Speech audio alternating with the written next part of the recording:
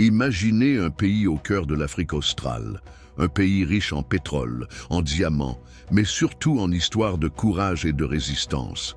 L'Angola, en 1975, se libère enfin de plus de 4 siècles de domination coloniale portugaise. Et à la tête de cette lutte, un homme, Agostinho Neto. Médecin, poète, leader révolutionnaire, il est devenu le premier président de l'Angola indépendant, mais son histoire est bien plus qu'un simple chapitre dans les livres d'histoire. Agostinho Neto naît le 17 septembre 1922 à Caxican, près de Luanda, dans une Angola encore profondément marquée par l'exploitation coloniale. Son père est catéchiste et instituteur, sa mère infirmière, tous deux engagés dans l'éducation et la santé. Très tôt, le jeune Neto comprend que savoir lire et écrire n'est pas seulement un privilège, c'est une arme contre l'oppression. Dans les années 1940, il part étudier la médecine à Lisbonne. Mais au Portugal, il découvre un autre visage de la colonisation, la ségrégation subtile, le racisme institutionnel et surtout la force de la pensée anticoloniale. Neto ne se contente pas d'apprendre à soigner les corps, il veut soigner un pays entier. Il commence à écrire des poèmes publiés dans des revues africaines et lusophones. Des textes forts, simples, mais puissants, qui parlent de liberté d'identité africaine, de dignité. Mais cet engagement ne plaît pas aux autorités portugaises. En 1951, il est arrêté pour ses activités politiques. Et ce ne sera pas la dernière fois. Neto connaîtra la prison, la surveillance et même l'exil. Pourtant, chaque arrestation renforce sa détermination. En 1962, il devient président du MPLA, le Mouvement populaire de libération de l'Angola. C'est alors une organisation révolutionnaire en lutte armée contre le Portugal, soutenue par d'autres mouvements africains et par des pays comme l'URSS et Cuba.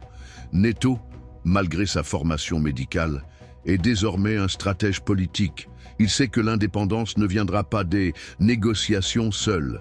Il faut résister sur le terrain, dans les villages, dans les villes, partout où l'Angola souffre. Puis arrive un tournant majeur. En 1974, la révolution des œillets éclate au Portugal. Le régime dictatorial tombe, et avec lui, la volonté de continuer des guerres coloniales coûteuses.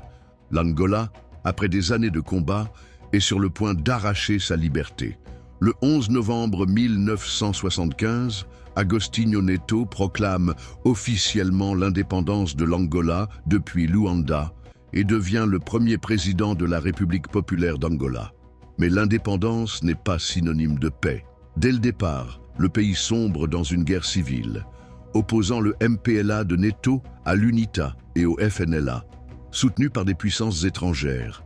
Malgré ce contexte explosif, Neto lance des réformes, développe l'éducation, la santé et tente de maintenir l'unité nationale. Il reste aussi poète, même au sommet du pouvoir. Ses vers rappellent que la lutte n'est pas seulement militaire ou politique, mais aussi culturelle et spirituelle. Agostinho Neto meurt le 10 septembre 1979 à Moscou, à seulement 56 ans, alors qu'il se faisait soigner. Sa mort plonge l'Angola dans une profonde tristesse, mais son héritage continue. Dans tout le pays, son nom est associé à l'idée même d'indépendance et de dignité. On lui doit la devise qui résonne encore aujourd'hui. Le plus important, c'est résoudre les problèmes du peuple. Aujourd'hui, des rues, des universités et même l'aéroport international de Luanda portent son nom. Et pour beaucoup d'Angolais, Agostinho Neto n'est pas seulement une figure politique, c'est un symbole, une inspiration. L'histoire d'Agostinho Neto nous rappelle qu'un pays peut naître dans la douleur, mais aussi dans la poésie. Et que parfois, un homme peut être à la fois médecin, poète et père d'une nation. Like, abonne-toi et partage.